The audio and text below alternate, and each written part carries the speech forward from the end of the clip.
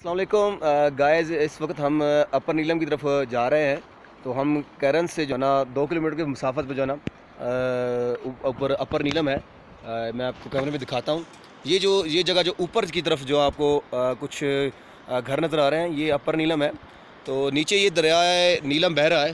دریائے نیلم جو ہے، اس دریائے نیلم کی پرلی سائڈ جو ہے وہ مقبوضہ کشمیر ہے. وہ لوگ ہیں کہ جو ہمارے انڈیا کے جو فوجی ہیں ان کا ظلم سہ رہے ہیں، وہ پرلی طرف ہیں. یعنی کہ یہاں میں آپ کو دکھاتا ہوں کہ یہ ایریا جو آپ کو نظر آ رہا ہے نا، دریا کی پرلی طرف، یہ مقبوضہ کشمیر ہے.